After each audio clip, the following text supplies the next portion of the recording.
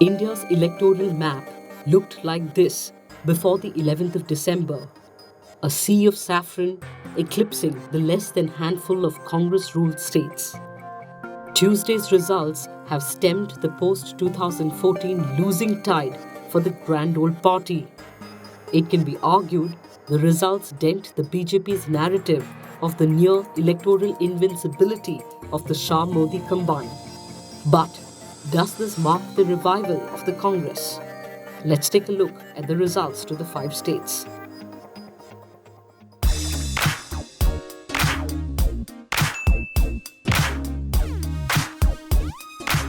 It's Wednesday, December 12th.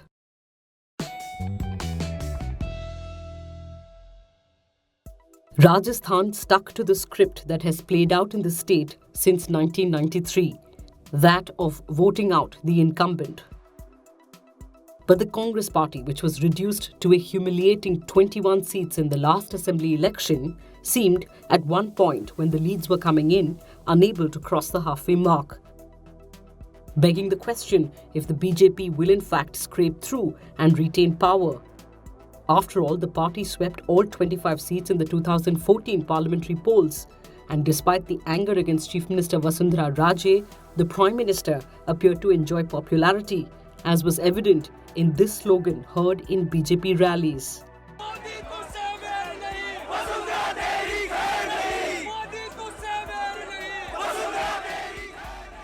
But with issues like high unemployment levels and rural distress taking center stage, the Congress managed to drive home its message.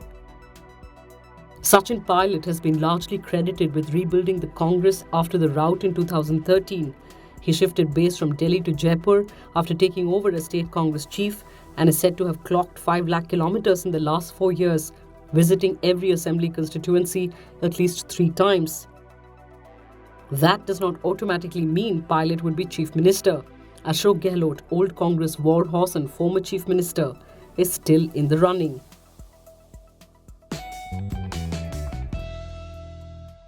Madhya Pradesh is one state that has always given a clear mandate.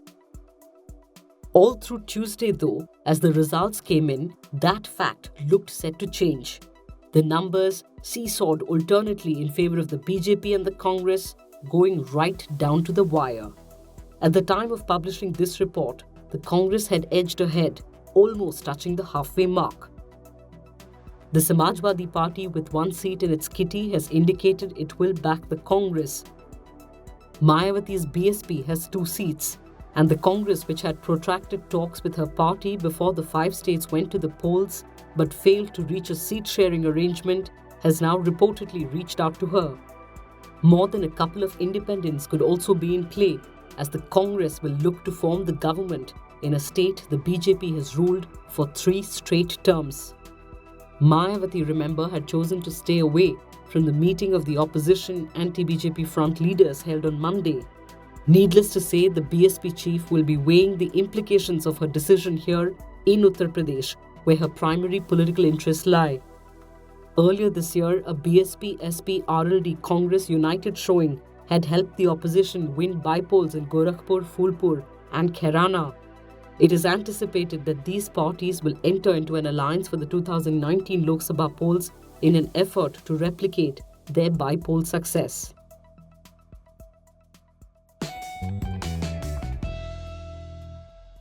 With no clear chief ministerial face or even a clear leader to take on the 3-term incumbent and for the large part popular Chief Minister Raman Singh, not many believed the Congress could win a clear majority in Chhattisgarh.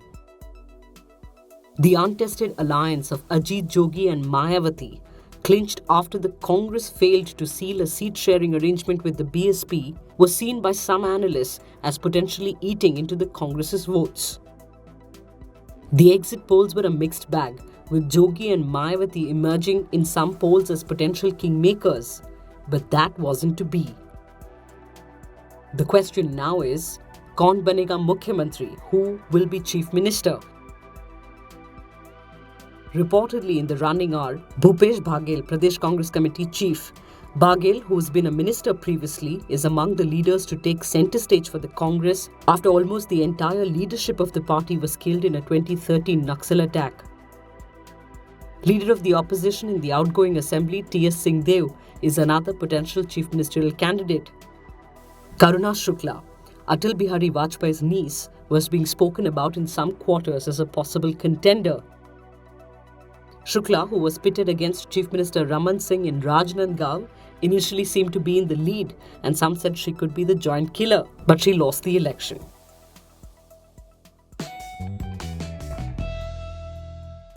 In the end, K. Chandrasekhar Rao's decision to dissolve the Telangana Assembly and call for elections 8 months before end of term paid off.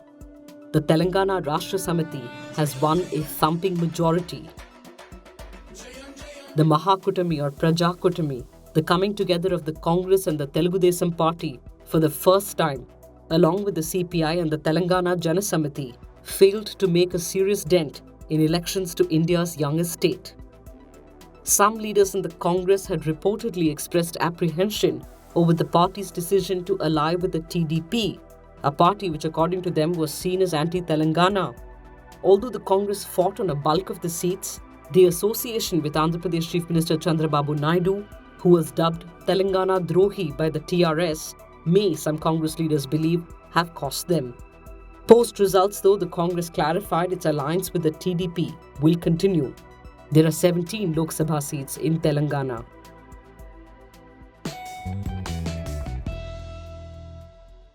And with Mizoram voting the Congress out, the grand old party has been wiped out in the northeast, once its bastion.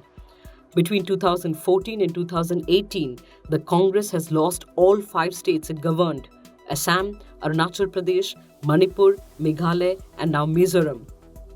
Consequently, the BJP has gained power either on its own or through coalitions as part of its Northeast Democratic Alliance.